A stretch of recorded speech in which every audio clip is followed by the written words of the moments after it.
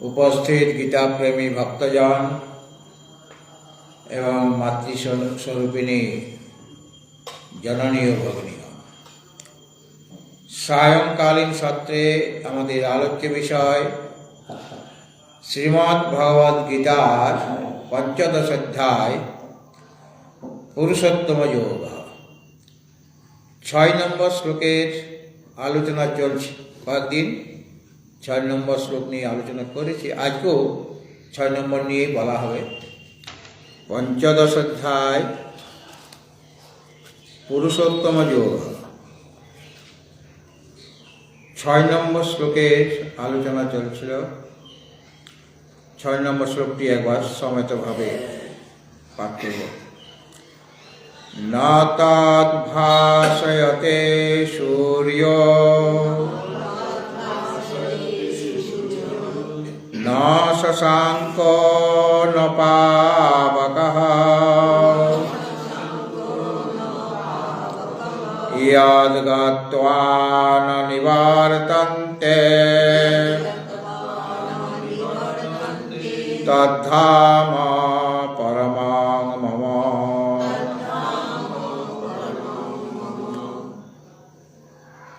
ন তদ্ভাসয়তে সূর্য, সূর্য তাকে প্রকাশ করতে পারে না।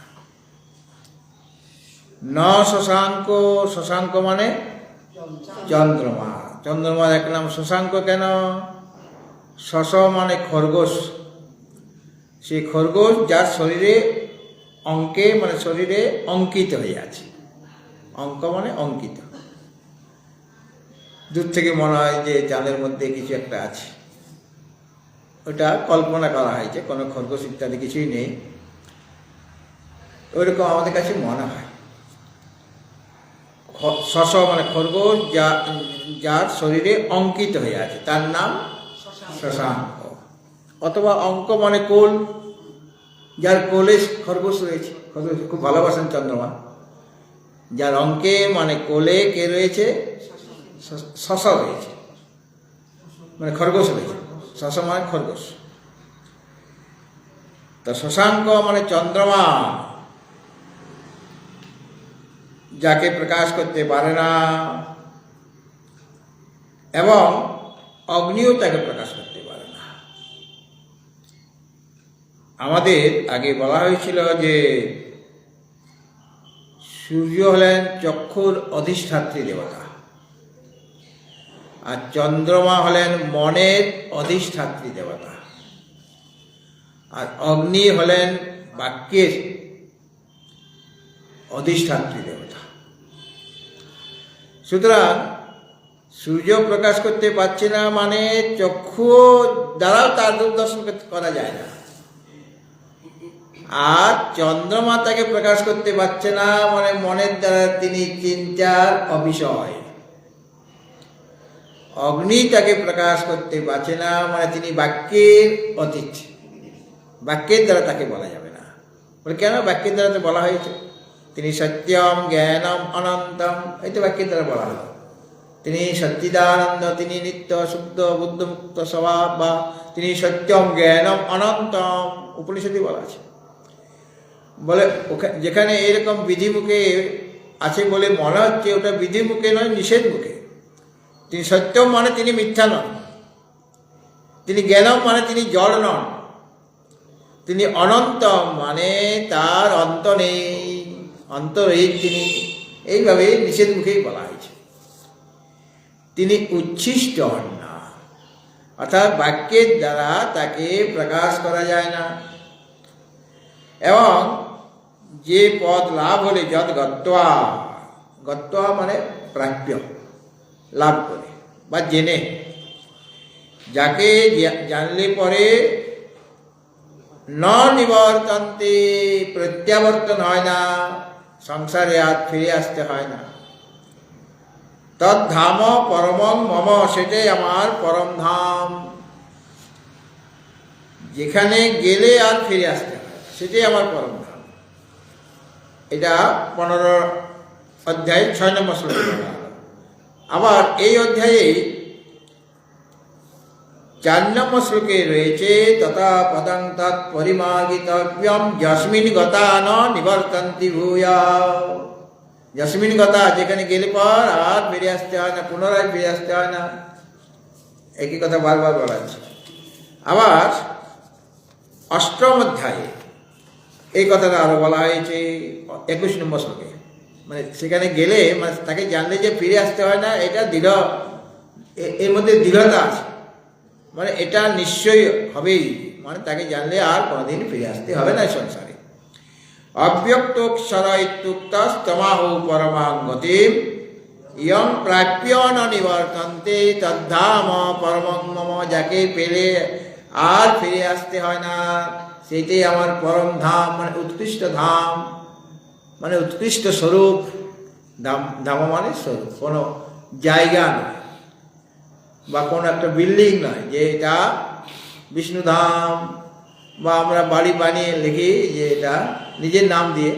জমিটা আমার ছিল, এখন তো প্রমোটারকে দিয়ে দিয়েছি মনে করুন, কিন্তু আমার প্রতি তারা একটু দয়া করে প্রমোটার যে আপনার প্রিয় ব্যক্তিকে, আমি বলি গুরুদেব, তাহলে হয়ে গেল বিষ্ণুধাম, আমার বাড়িটার নাম হয়ে গেল বিষ্ণুধাম। হ্যাঁ, প্রিয়জনের নামে, বা ঠাকুর গুরুদেব এখন নিজের নামে লিখি রামেশ্বর ধাম লিখে দিলাম। হ্যাঁ, এইটা একটা বাড়িকে বোঝাচ্ছে, একটা বিল্ডিংকে বোঝাচ্ছে। কিন্তু এখানে যে পরম ধাম, সেখানে কোনো বাড়ি টাড়ি কিছু নাই। ধাম মানে স্বরূপ, ধাম মানে পদ।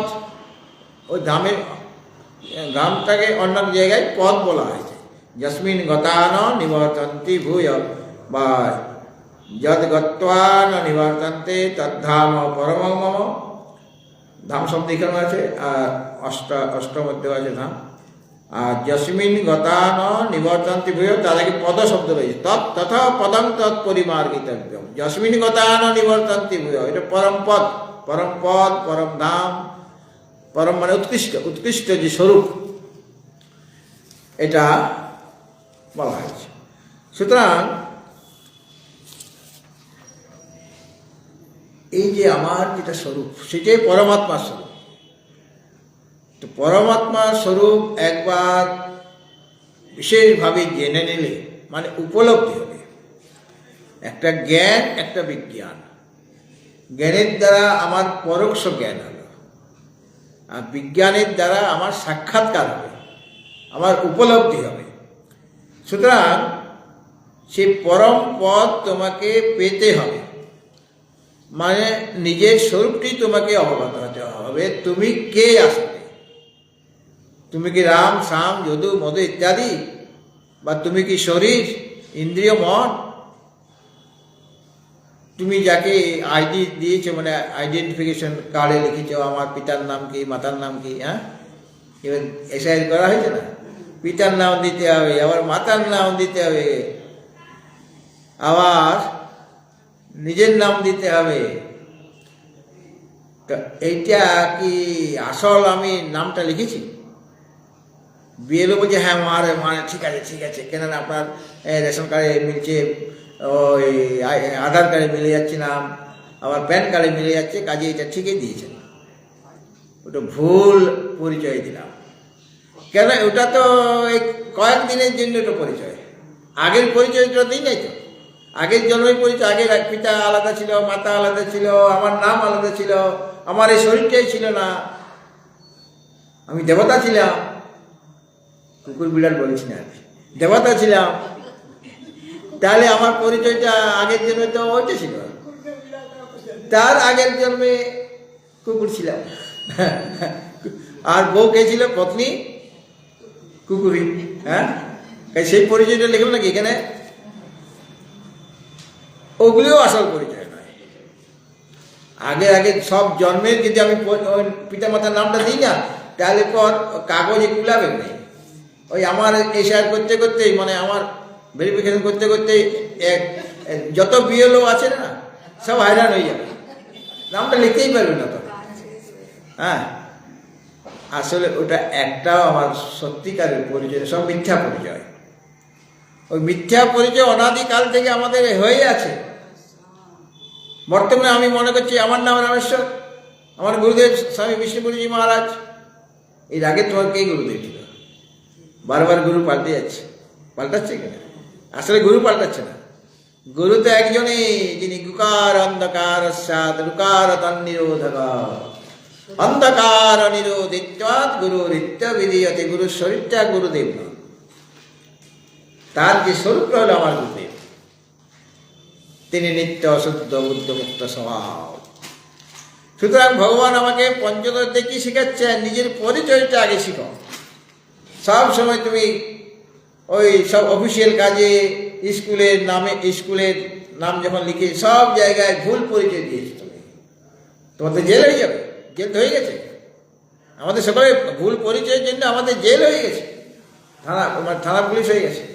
কেন? সংসার কারাগারে ঢুকিয়ে দিয়েছে, বিরাট জেল, এখান থেকে বেরোতে পারছি না, এমন জেল দিয়ে দিয়েছে এই ভুল পরিচয় দেওয়ার জন্য, যার জন্য সংসার কারাগারে ওই পোড়া রুটি খাচ্ছি, মানে দুঃখ পাচ্ছি, কিছু সুখ পাচ্ছি, দুঃখ পাচ্ছি, মানে পোড়া রুটি খেতে হচ্ছে, কাজ করে মরতে হচ্ছে, পরিশ্রম করতে হচ্ছে। আর কাজ না করলে চাবুক মারবে, জেলে মারে না কয়েদিদের, তো আমাদের চাবুক মারা হচ্ছে কেন? দুঃখের পর দুঃখ, আঘাত আমাদের শরীরে মনের মধ্যে পড়ে যাচ্ছে। কাজেই আসল পরিচয় জানলে পরেই জেল থেকে তুমি মুক্ত হবে। এই সংসারটা হলো একটা জেল, একটা কারাগার। ভগবান শ্রীকৃষ্ণের আবির্ভাব কোথায় হলো? কংসের কারাগারে।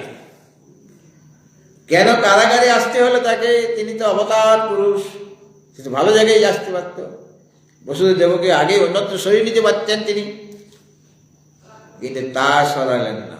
কংসের কারাগারে তার আবির্ভাব হলো। কিসের জন্য? যাতে করে আমি বুঝতে পারি যে কারাগারের দুঃখটা কিরকম। তার মা কারাগারে আছে, তার পিতা কারাগারে আছে, আর সংসার কারাগারে যে সমস্ত জীব রয়েছে তাদের দুঃখটা কিরকম, সেই দুঃখের অনুভবের জন্য তিনি কারাগারে এলেন, আর কারাগার থেকে মুক্ত হয়ে গেলেন। আবির্ভাব হওয়ার সাথে সাথে পিতা বসুদেব তাকে নিয়ে চলে যাচ্ছেন কি না, কারাগার থেকে উদ্ধার করে গেলেন। তাকে কারাগারে রাখার ক্ষমতা কারণে তিনি তো সকলকে কারাগার থেকে মুক্ত করবেন। বিরাট কারাগার এই ভুল পরিচয়ের জন্য। আমি কৃষ্ণ, আমি গৌর, আমি মোটা, আমি পাতলা বলছি কিনা সব সময়, আমার শরীর ভালো নেই। তুমি আমার শরীর কোথার থেকে পেলে? হ্যাঁ, শরীরটা তো পঞ্চভূত দ্বারা গঠিত, আকাশ, বায়ু, অগ্নি, জল, পৃথিবী, এই পাঁচটা তত্ত্ব দিয়ে এই শরীর। তাহলে ওটা তো ভূতের শরীর, পাঁচজন ভূতের শরীর ওটা। তো ভূতের শরীরে তুমি আছো না, এখানে মরতে বসেছ, মরতে হচ্ছে আমাকে। ভূতের শরীর থাকলে ভূত যেমনভাবে চালাবে সেইভাবে থাকতে হবে, ওটা তো ভূতের শরীর। যে মালিকের ঘরে আমি আছি মনে করো, সেই মালিকের কথা মতো তো আমাকে চলতে হবে। সুতরাং ওই ভূতের কথা মতো চলতে হচ্ছে, তারা যেমন বলছে সেরকমভাবে তোমাকে চলতে হচ্ছে। শরীর যেটা চায় সেটাই তোমাকে করতে হচ্ছে। শরীর অনেক কিছু চাইছে তার সুখের জন্য, তাকে তুমি দিচ্ছ, অনেক পরিশ্রম করছো। অহং শরীর যেমন বলি, যেমন অহং গৌর বলতে শরীরটাকে আমি বুঝিয়েছি। তাহলে অহং গৌর মানে অহং শরীর, অহং কৃষ্ণ মানে অহং শরীর, শরীরটাকে অহং বুদ্ধি করে দিচ্ছি। তাহলে শরীরটাই আমি ভুল পরিচয় হয়ে গেল আমার। ইন্দ্রিয় আমি ভুল পরিচয়, মন আমি, বুদ্ধি আমি ভুল পরিচয়। আমি মনে করছি আমার জরা আছে, ব্যাধি আছে, জন্ম আছে, মৃত্যু আছে, মনে করছি কিনা? আর সবচেয়ে ভয় হচ্ছে জরা আর ব্যাধি। মৃত্যুটাকেও আমরা ভয় করি, মৃত্যুটা বেশি ভয়। কেন? বারবার মৃত্যু আমরা অনুভব করেছি, এর আগের জন্মে অনেকবার আমাদের মৃত্যু হয়েছে। কাজে মৃত্যুর যন্ত্রণাটা আমাদের অনুভবে আছে, সংস্কারে রয়ে গেছে, যার জন্য কেউ মরতে চাইছে না। ক্ষুদ্র পিপীলিকা সেও মরতে চায় না, সেও ভালো মন্দ খাবে। কোথায় মধু পড়ে আছে, কোথায় রসগোল্লার রস, সব সন্ধান সে পেয়ে যায়। কোথায় গুড় পড়ে আছে, গুড়ের সন্ধান পেলে বিপদ, মধুর সন্ধান পেলে বিপদ হয়ে যাবে, সেখানে লেগে যাবে আঠাতে, গুড়ের আঠা, রসগোল্লার রসের আঠা, মধুর আঠা, তাহলে ওখান থেকে বেরিয়ে যাওয়া খুব কষ্টকর। সুতরাং আমরা কেউ মরতে চাই না, কিন্তু এটা ধ্রুব সত্য, তোমাকে মরতে হবেই। আর মরতে হলেই ধ্রুব সত্য, তোমাকে আবার জন্মাতে হবে। তুমি মরে গেলে বেঁচে গেলে, তুমি হাই হাই করলে না, মরে গেলে তুমি বেঁচে যাবে। আমরা বলি না মরে গেলে, এখন মরে গেলে বেঁচে যেতাম, আরে বাঁচবে তো, তোমাকে বলতে হবে কেন, প্রার্থনা করতে হবে কেন? মরলে আবার বেঁচে যাবে, আবার অন্য রূপে আসবে, অন্য একটা শরীর পাবে, স্থূল শরীর। সুতরাং এগুলি আমাদের আসল পরিচয় নয়। আসল পরিচয়টা কি? উপনিষদ বলছেন সত্যম জ্ঞানম অনন্তম। তুমি সত্য স্বরূপ, তুমি জ্ঞান স্বরূপ, তুমি অনন্ত স্বরূপ। তুমি সর্বদেশে, সর্বকালে, সর্ববস্তুতে রয়েছে। তোমার কোনো দুঃখ নাই, মানে নিরানন্দ নাই, দুঃখ তোমার এক ফোঁটাও নেই। আমরা বলছি এত দুঃখ ভগবান আমাকে দিয়েছে, এত দুঃখ ভগবান আমাকে দিয়েছে। আরে দুঃখ এক ফোঁটাও তোমাকে দেয়নি, তুমি তো ওটা কল্পনা করছো আমার দুঃখ হচ্ছে। দুঃখ তোমার কিছুই নাই, তুমি তো আনন্দ সাগরে নিমজ্জিত হয়ে আছো। দুঃখ কে পাচ্ছে? মন। মন সুখ দুঃখ কল্পনা করে মনের দ্বারা।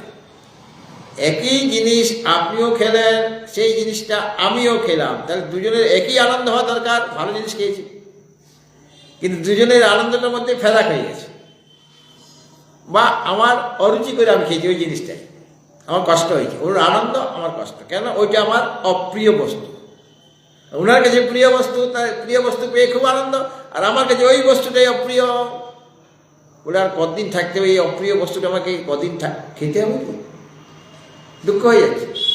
কাজে আপনি মন দ্বারা একরকমভাবে সুখের কল্পনা, দুঃখের কল্পনা করছেন।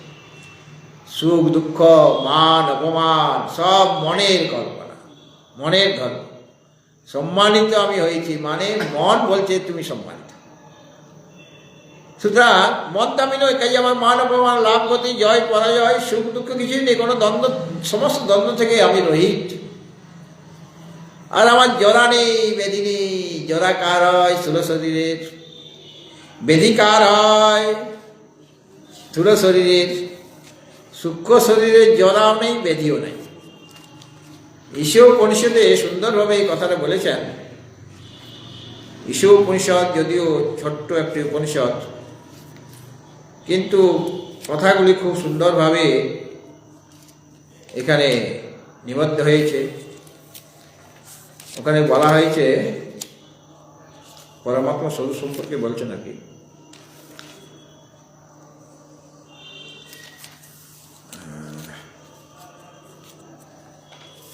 কবিং পুরাণং শাসিতারং মনোধুনিয়াম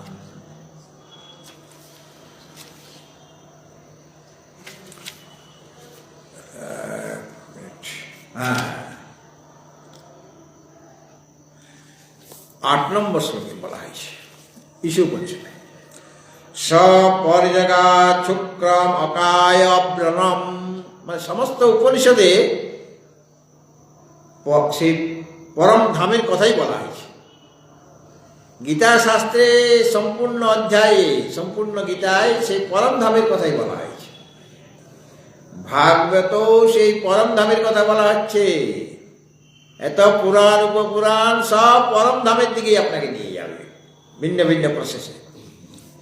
তো ঈশোপনিষদে বলছেন সব পর্যগাৎ শুক্রম অকায়ম অব্রণম অস্নাবিরম শুদ্ধম অপাপবিদ্যাম কবির মনীষী পরিভূষম্ভূর যথা তৎচতুর্থান বেদধাত শাশ্বতীভ্য সমাভ্য।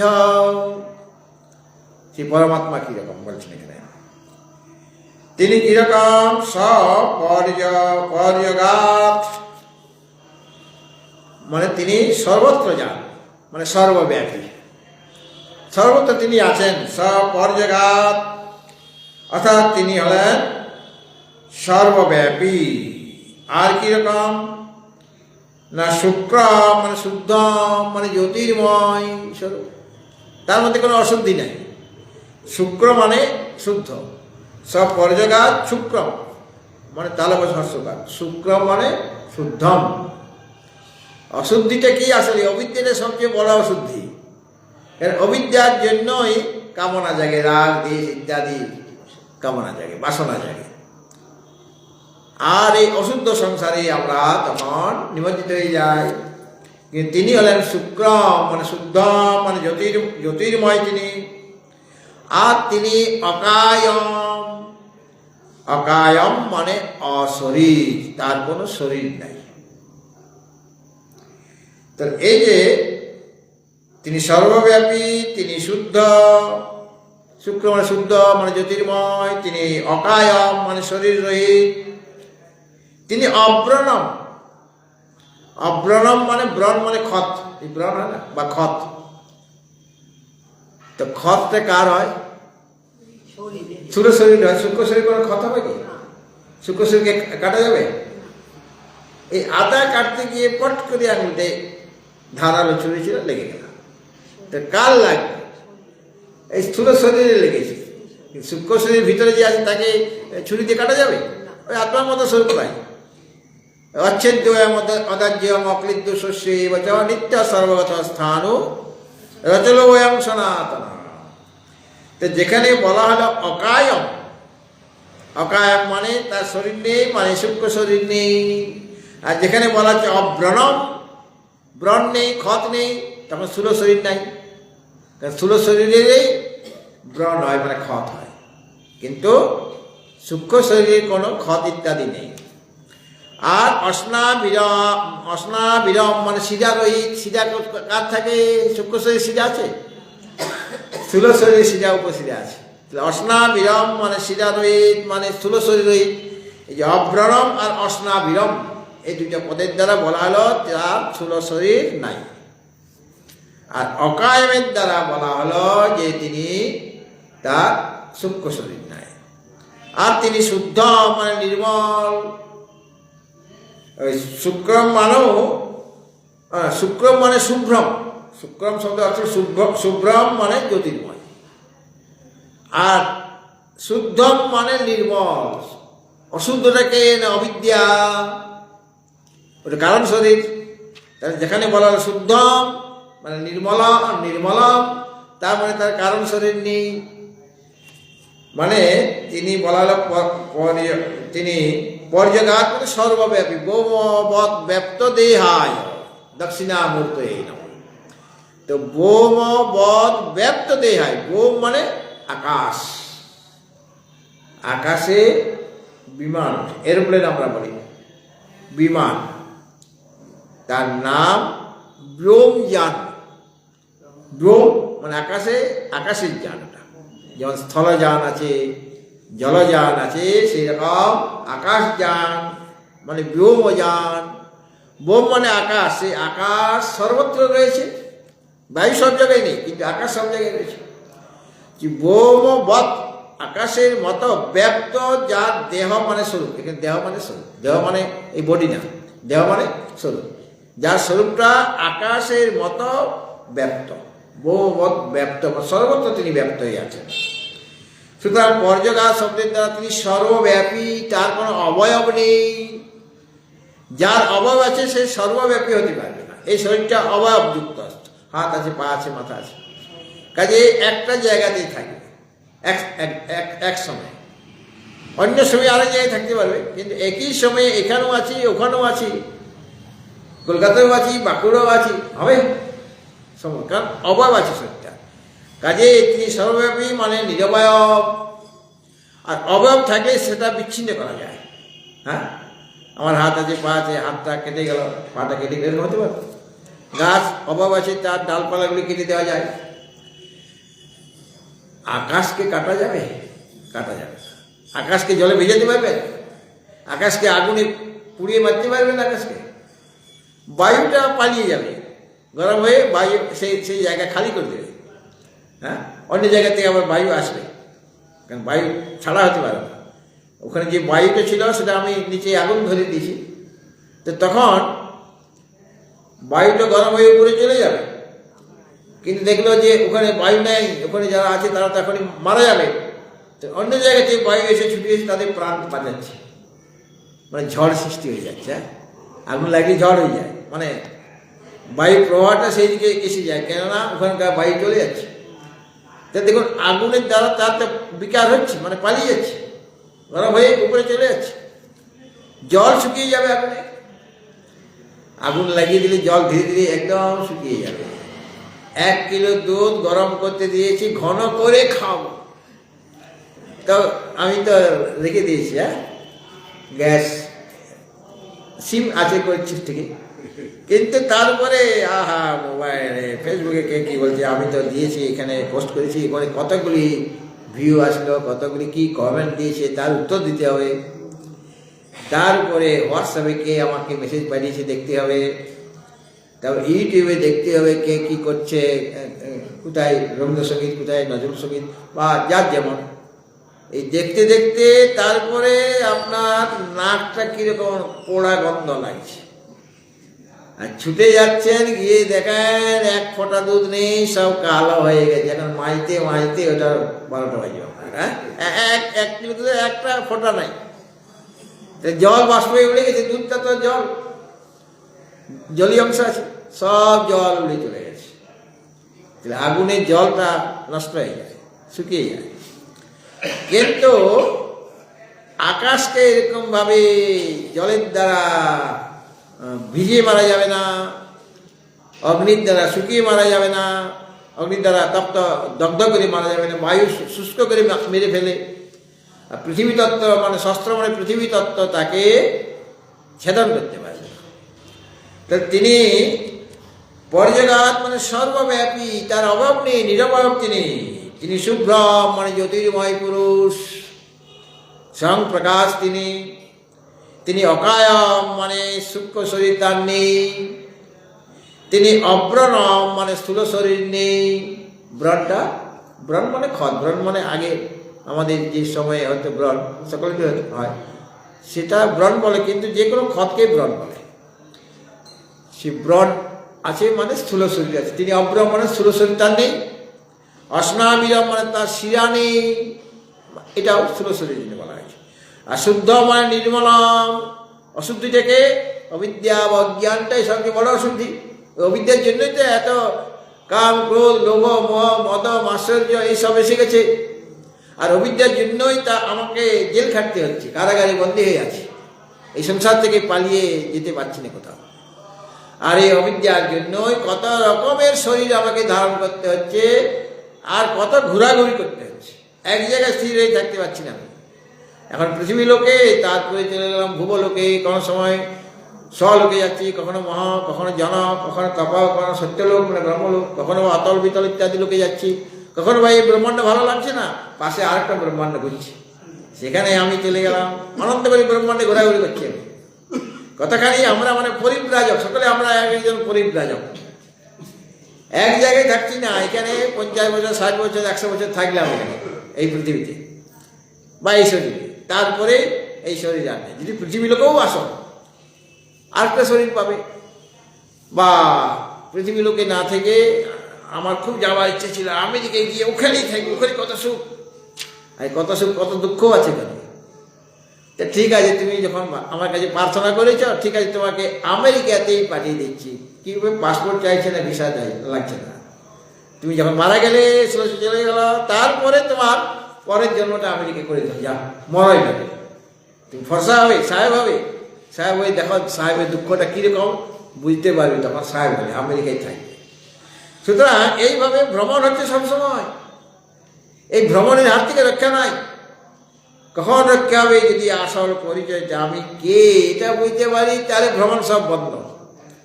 আর ভ্রমণ না করেও আমি একসাথে সব জায়গায় থাকতে পারবো, আমাকে যাতায়াত করতে হচ্ছে না, অনন্ত করে ব্রহ্মাণ্ডে আমি আছি তখন। এই জন্য বললেন তিনি অব্রণম অস্নাবিরম, তিনি স্থূল শরীর রহিত, তিনি শুদ্ধ মানে কারণ শরীর রহিত, অপাপ বিদ্যম মানে তার কোনো ধর্মাধর্ম নেই, অন্যত্র ধর্মাৎ অন্যত্র ধর্মাৎ অন্যত্র স্মাৎ কৃতা কৃতাৎ। নচিকেতা বলছে, নচিকেতা তার জ্ঞান আছে, মানে একদম আনকোরা হয়ে যায়নি। তার পিতা তাকে এইরকম ভাবে যমলোকে পাঠিয়ে দেয়নি, সে অনেক শিক্ষিত হয়ে আছে, অনেক পড়াশোনা করেছে, তার অনেক বোধ আছে, জ্ঞান বিবেক বৈরাগ্য আছে। উপযুক্ত হওয়াতে তিনি তাকে মৃত্যবে ত্বাং দদামি, তোমাকে মৃত্যুর হাতে তুলে দিলাম, মানে গুরুকুলে যাও, এখন সেখানে বড় ডিগ্রি নাও, এখানে তো আমি যা পেরেছি তোমাকে শিখিয়েছি। এই কথাগুলো ওখানে লেখা নেই, ফটো পড়েছিল। কিন্তু তার পিতা ওই রকম দুর্বল গরুগুলি ব্রাহ্মণকে দেবেন এইরকম লোক নন। তিনি ইচ্ছা করে দিচ্ছেন যাতে করে নচিকেতার মনে প্রশ্ন জাগে যে আমাকে কাকে দিলে। আর তখন বারবার বললে তখন আমি রেগে গিয়ে বলবো তোমাকে জমের হাতে তুলে দিলাম। মা বাবা, বিশেষ করে মা ছেলে মেয়েদের উপর যেন রেগে যায় না, তোর মরণ নাই, তোর মরণ নাই। বলে ঠিক আছে মা, আমি তাহলে মরতে যাচ্ছি। বলি না না না, মরতে যাবে কেন? এত সুন্দর ছেলেটি, আমার ছেলে তুমি। তুমি যে বলছো তোমার মরণ নেই, আমি তাহলে দেখি কোথায় মরণ আছে, আমি মরতে যাচ্ছি। বলে ওটা তো আমি রেগে গিয়ে বলেছি। সে পিতা বলছে আমি তো রেগে গিয়ে বলছি, ওটা তো তোমার আমার মত নয়। বলে না, তোমার মুখ থেকে বেরিয়ে গেছে, কাজে আমি যাচ্ছি জমের দুয়ারে। মানে গুরুকুলে যাচ্ছে, 5 বছর বয়সে গুরুকুলে যাচ্ছে। তাহলে তার পরমাত্মা সম্পর্কে ধারণা রয়েছে, কিন্তু বিশেষ ধারণা ব্রহ্মবিদ পুরুষের কাছ থেকে শুনতে হবে। গুরু উপদেশ না দিলে সেটা কার্যকরী হয় না। এই জন্য উপদেশ দেওয়ার আগেই নচিকেতা বলছেন অন্যত্র ধর্মাৎ, অন্যত্র ধর্মাৎ, অন্যত্র স্মাৎ কৃতা কৃতাৎ, অন্যত্র ভূতাচ্চ ভব্যাচ্চ যৎ তৎ পশ্যসি তদ্মত। যেটা যিনি ধর্ম থেকে অতীত, সেই যে আত্মতত্ত্ব, তৃতীয় বলে তো আত্মতত্ত্ব চাইছেন, আত্মবিদ্যা চাইছেন। সে আত্মা কীরকম এটা তার ধারণা আছে। এখনো যমরাজ তাকে উপদেশ দেননি, মানে ব্রহ্মবিদ্যা দেননি, দেবেন। আর দেরি করছি, লোক দেখাচ্ছি, এটা নাও সেটা নাও, এই হাতি ঘোড়া নাও, অপসরা দিয়ে তোমার নিজের সেবা করিয়ে নাও, নাচ গান দেখো, দীর্ঘ আয়ু নিয়ে নাও, অনেক অনেক বৃত্ত দিয়ে দিচ্ছি, অনেক অনেক আয়ু দিয়ে দিচ্ছি। বলে ওগুলো তোমার কাছেই থাক। না বৃত্তে না তর্পণীয় মনুষ্য, যতই টাকা পয়সা থাক কোনো মানুষ কোনোদিন তৃপ্ত হতে পারেনি। নচিকেতা কথা পূর্বে বলে দিয়েছেন। না বৃত্তে না তর্পণীয় মনুষ্য, বৃত্তের দ্বারা কোনোদিন মনুষ্য তৃপ্তি লাভ করতে পারে না। আর অতি দীর্ঘে জীবিতে কৌরবেত, তুমি আমাকে দীর্ঘ আয়ু দিচ্ছ। অতি দীর্ঘ জীবিত থেকে, অনেক দিন বেঁচে থেকে কে আনন্দ পায়? বরং কষ্ট পায়। যত দিন যাবে তত শরীর ধীরে ধীরে তো আলগা হবে, আমার কষ্ট হবে। তাছাড়া আমার চোখের সামনে আমার ছেলে মেয়ে নাতিপুতি সব মারা যাচ্ছে, আমি দেখতে পাচ্ছি, কিন্তু আমি তো দীর্ঘজীবী। এই এতগুলি শোক তোমাকে তোমার হৃদয়ে বিদ্যা করবে কিনা? আনন্দ পাবে?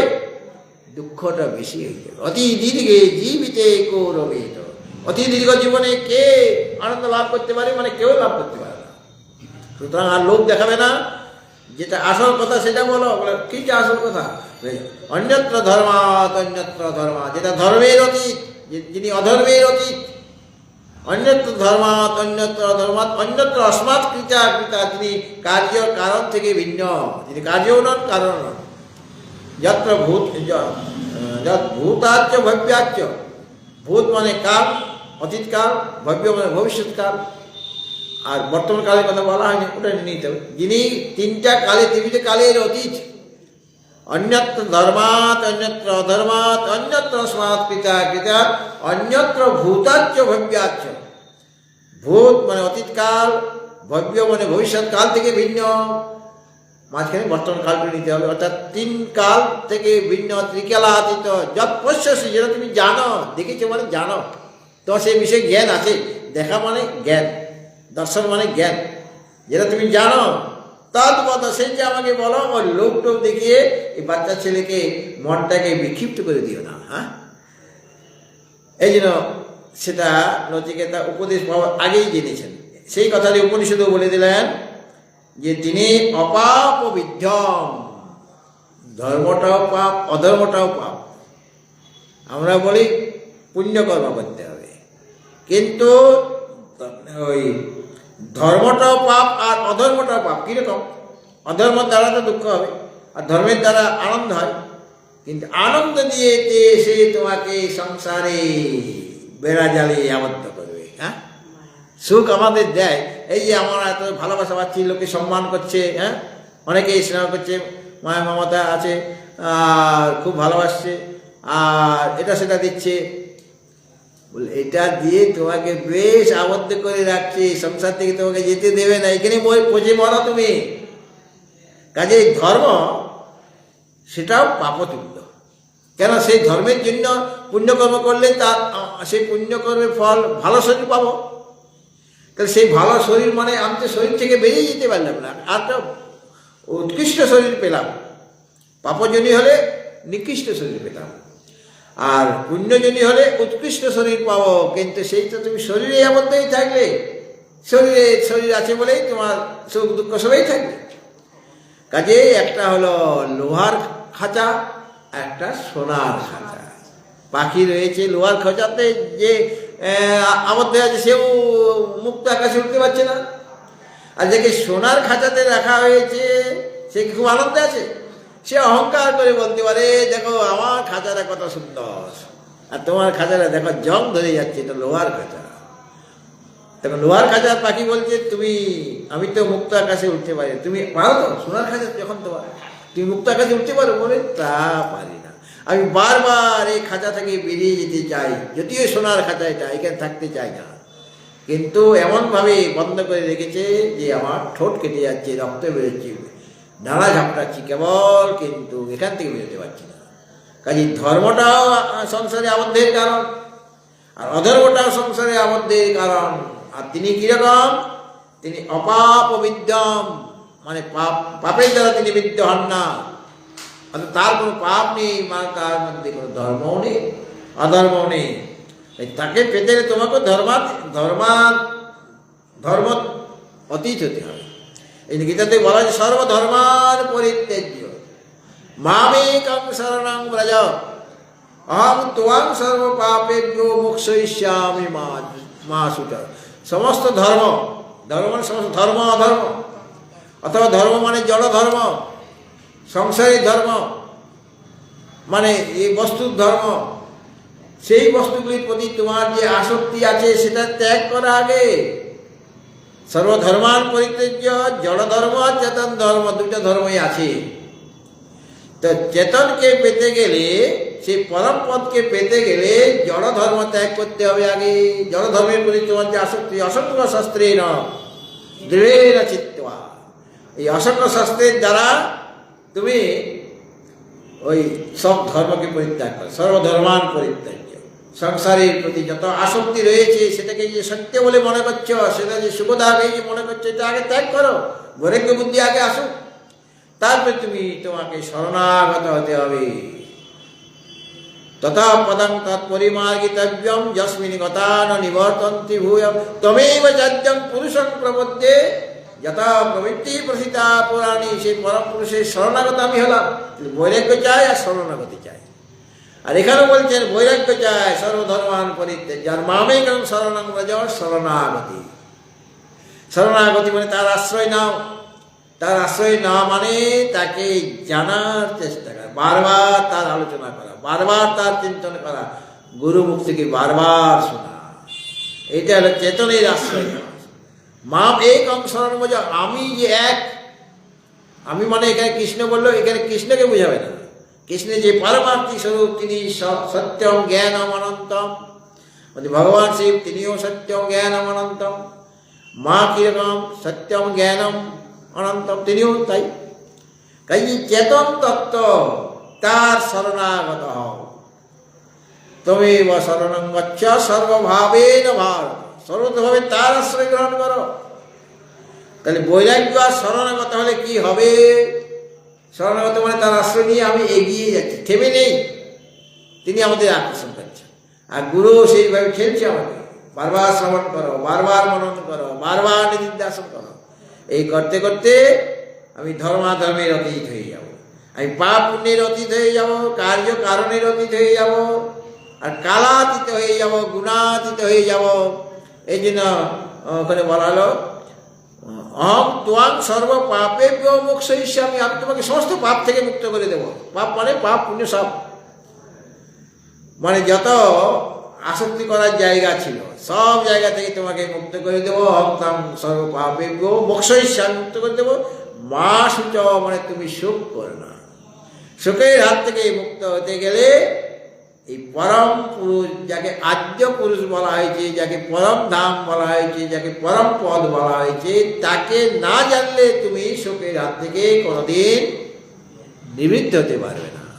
বা অভাবটা তোমার মিটবে না যতদিন না তুমি তাকে জানছো। তাকে জানলে এই মুহূর্তের মধ্যে সমস্ত অভাব আমার মিটে যাবে। আমার যে অপূর্ণতা, সে অপূর্ণতা আর থাকবে না, পূর্ণ আমি হয়ে যাব। এই পূর্ণত্ব লাভ করব। আর পূর্ণত্ব লাভ করাটা আমার সাধনা। আমি তো এখন অপূর্ণ আছি, আমি নিজের শরীরটিকে এখনো ভালোভাবে উপলব্ধি করে উঠতে পারিনি। আজ যখন গুরু কৃপায়, গোবিন্দের কৃপায়, আর তোমার নিজের আত্মকৃপা, নিজেরও কৃপা চাই, অর্থাৎ তোমাকে সদা জাগ্রত থাকতে হবে। তোমার মধ্যে শ্রদ্ধা, তোমার মধ্যে তৎপরতা, তোমার মধ্যে ইন্দ্রিয় সংযম থাকতে হবে।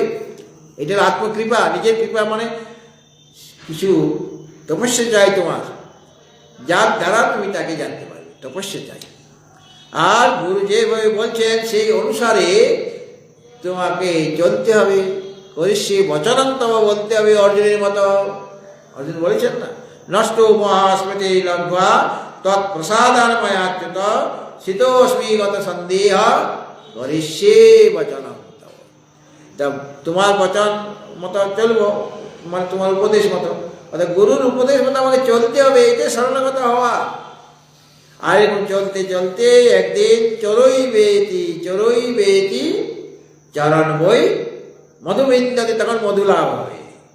আমরা মধু চাই, বলে ডাবরের মধু নাকি রাম বাবার মধু নাকি বৈদ্যনাথ বা ঢাকার এক ছিল, ঢাকা ঔষধালয়, হ্যাঁ ছিল না, বলে ওই মধুতে কাজ হবে না, আসল মধু চাই, যেখান থেকে সব মধু নিশ্চিত হচ্ছে, যেখান থেকে সব আনন্দ নিশ্চিত হচ্ছে, সেই মধু তোমার চাই, সেই আনন্দ তোমাকে পেতে হবে। আর ওইটাই তোমার স্বরূপ, এটাই তোমার আসল পরিচয়। তাহলে আমার আইডি কার্ডে কি লেখা থাকবে? কোনো নাম নেই, নাম থাকবে পরমপথ। আর কি লেখা থাকবে? তার পরিচয়টা আর ইনি সত্যম জ্ঞান অনন্তম। কোথায় থাকেন ইনি? তার লোকেশন কি না? সর্বদেশে, সর্বকালে, সর্ববস্তুতে। ওইভাবে লিখতে হবে, ফর্ম ফিল আপ করার সময় ওইভাবে লিখতে হবে। পিতার নাম কি? অহম এইব মাতা, অহম এইব পিতা, অহম এইব পুত্র। তো নাই, একাই। এই হলো আমার আসল পরিচয়। হ্যাঁ, এই আসল পরিচয় যখন উপলব্ধি করব, তখন আর আমাকে মানে দুঃখ যন্ত্রণা ভোগ করতে হবে না, সংসারে থাকতে হবে না। আমি সংসারের ঊর্ধ্বে চলে যাব। অর্থাৎ যেখানে গেলে আর ফিরে আসতে হয় না। যৎ গত্বা ন নিবর্তন্তে তদ্ধাম পরমং মম। এখানে পরমং মানে উৎকৃষ্ট, মম ধাম আমার ধাম। আমার শরীর বললেই যেমন শরীর থেকে আমি ভিন্ন, তাহলে আমার ধাম মানে আমি, আর আমার ধামটা আলাদা, দুটো জিনিস আলাদা বলে না। যেমন রাহুর শির, রাহু আর কেতু, ওরা তো অমৃত পান করেছিল। ওই সমুদ্র মন্থনে দ্বারা যে অমৃত বেরিয়েছে, সেই অমৃত ওরাও পান করেছে, মানে দেবতাদের দলে ঘুরে গেছে। কেন? ভগবান নারায়ণ তিনি তো সেই মোহিনী বেশে অমৃত বিতরণ করছেন। আর ওরা বুঝতে পেরে গেছে এটা কোনো ছলনা হবে, আমাদের তো ছলনা করে রেখে দিল। তো ওরা কয়েকজন ওখানে বসে গেল, আর বসে যাওয়াতে ধরা পড়ে গেল। তখন ভগবান নারায়ণ সুদর্শন চক্রের দ্বারা তাদের ছেদন করে দিলেন। একদিকটা রয়ে গেল শিব, আরেকদিকটা ধরটা হয়ে গেল কেতু, উপরটা রাহু। তাহলে আমার যখন রাহুর পরিচয় জিজ্ঞেস করছি, তখন রাহুর শির বলি। রাহু আলাদা, শির আলাদা কি? এটা একই জিনিস। সেরকম ভাবে আমার ধাম মানে ধামও যা, আমিও তাই।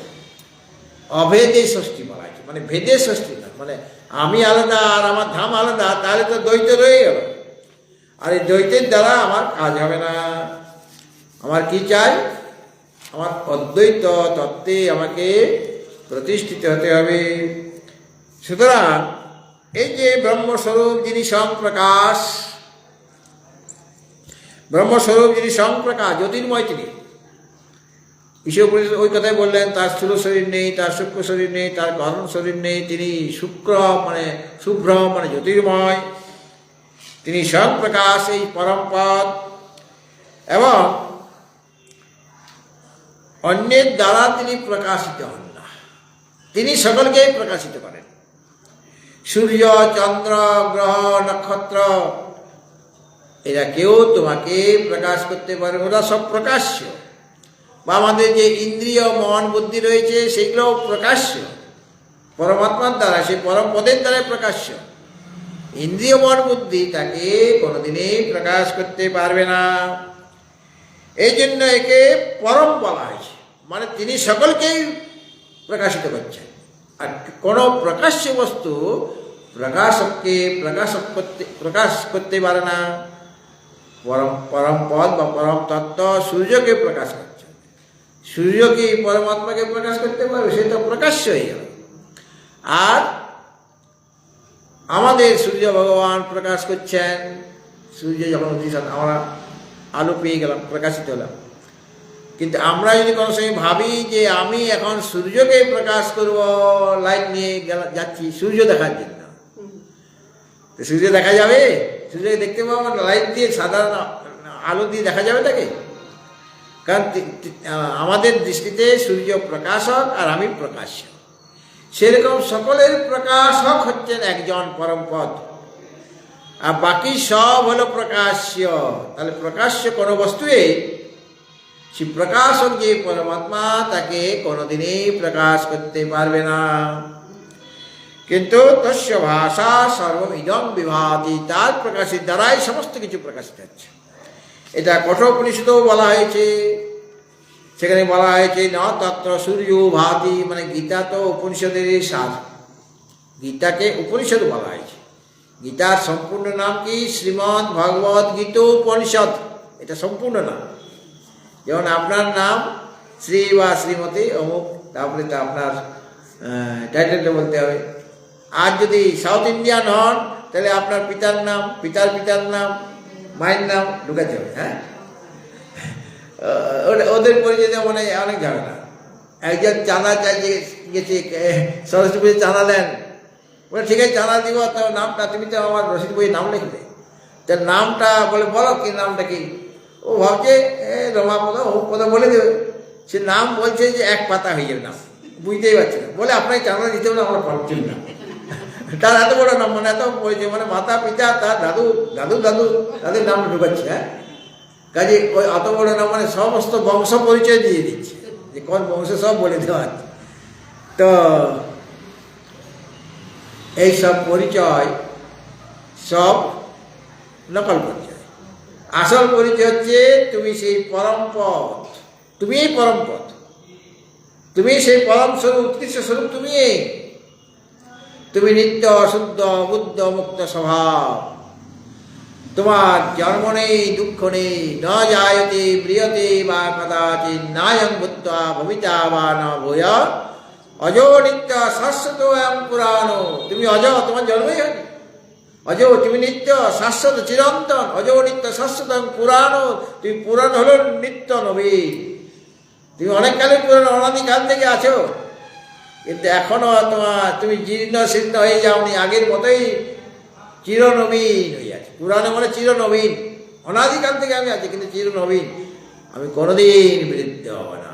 হ্যাঁ, এখানে দক্ষিণামূর্তি সূত্রে একটা শ্লোক আছে যে বৃদ্ধ শিষ্যা গুরুর যুবা, মানে চিত্রং বটতরুর মূলে বৃদ্ধ শিষ্যা গুরুর যুবা, গুরুস্তু মৌনং বাক্যানং শিষ্যানু ছিন্ন সংশয়া। চিত্রং মানে আশ্চর্য, এবার দেখলাম চিত্রং মানে আশ্চর্য, সুচিত্র মানে সম্যক রূপে সে আশ্চর্য বস্তু। তো চিত্রং মানে আশ্চর্য ব্যাপার দেখেছি কি?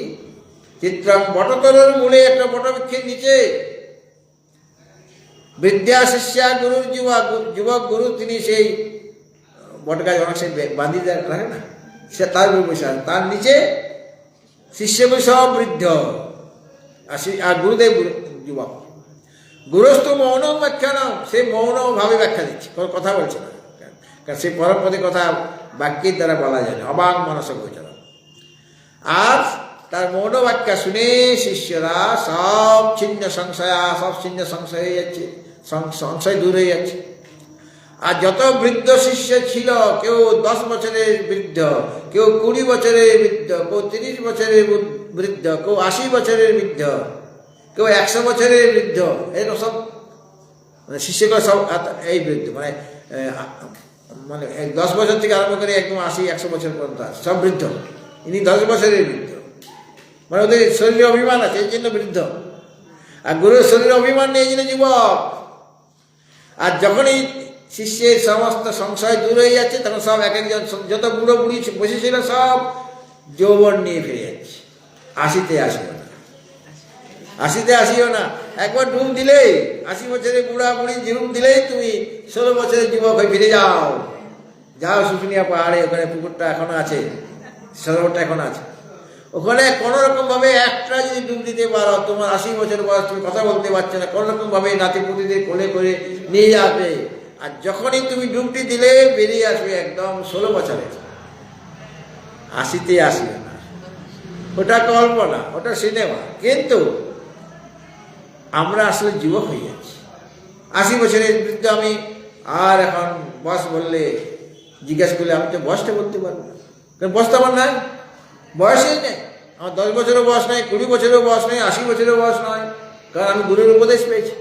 গুরু বলেছেন তুমি স্থূল শরীর থেকে ভিন্ন, তুমি সূক্ষ্ম শরীর থেকে ভিন্ন, তুমি কারণ শরীর থেকে ভিন্ন।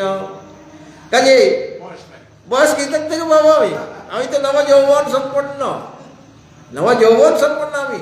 নতুন যৌবন আমার, মানে আমার শরীর থেকে জ্যোতি বেরিয়ে আসছে, নতুন যৌবন। যৌবনে সব দেখতে সুন্দর হয় কিনা? তা আমি তো সৌম্য মূর্তি, আমার কোনো জরা নেই, ব্যাধি নেই, জন্ম নেই, মৃত্যু নেই, ক্ষুধা নেই, পিপাসা নেই, সুখ নেই, দুঃখ নেই, কেবল আনন্দই আনন্দ, এছাড়া আমার আর কিছু নেই।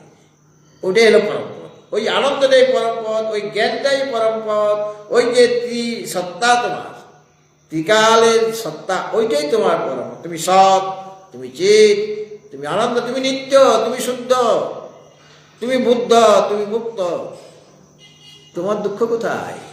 আর তুমি বলছো আমার বয়স হয়ে গেছে, 2টা লাঠি লাগে চলতে, বলে চলার জন্য তো 2টা লাঠি ব্যবহার করছে না, ওটা তো শরীরটা জীর্ণ হয়ে গেছে বলে শরীরের লাগে, তোমার তো লাগছে না। তুমি তো শরীরের মধ্যে আছো ঠিকই, কিন্তু শরীর থেকে তুমি সম্পূর্ণরূপে ভিন্ন, এইভাবে তোমাকে জানতে হবে। কাজে সেই পরম পদ, উৎকৃষ্ট পদ, যে উৎকৃষ্ট স্বরূপ, সেখানে যদি কোনো রকম ভাবে একবার পৌঁছে গেলে, পরিশ্রম করতে হবে, তাহলে তুমি আর সংসারে আসবে না। যদ গত্বা ন নিবর্তন্তে তদ্ধাম পরমং মম, বা ইয়ং প্রাপ্য ন নিবর্তন্তে তদ্ধাম পরমং মম, যস্মিন গতা ন নিবর্তন্তে তদ্ধাম পরম মম। তো কোন রকম ভাবে নিজেকে জানলেই সব জ্বালা চুকে যাবে। এবং এখন অনেক আছে, আমার ছেলে মেয়ে, বন্ধু বান্ধব, প্রিয়জন অপ্রিয়জন সব আছে, গাড়ি বাড়ি সব আছে, অনেক কিছু আছে। আর যখন নিজেকে জানলাম তখন দেখলাম আমার আর কিছুই নাই, আমি একা। একাতে আমি পূর্ণ। অনেক ছিল যখন, তখন আমি অপূর্ণ ছিলাম, তখন আমার অভাব ছিল, যখন অনেক ছিল আমার, তখন আমার অভাব।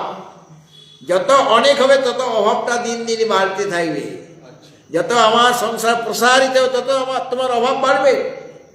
আর যখন তুমি নিজেকে গুটিয়ে নেবে, আমি অন্নময় নই, প্রাণময় নই, এভাবে গুটানো হচ্ছে, প্রাণময় নই, মনোময় নই, বিজ্ঞানময় নই, আনন্দময় কোষ নই, যত অবশিষ্যতে তদেবতম, যেটা বাকি রইল সেটাই তুমি।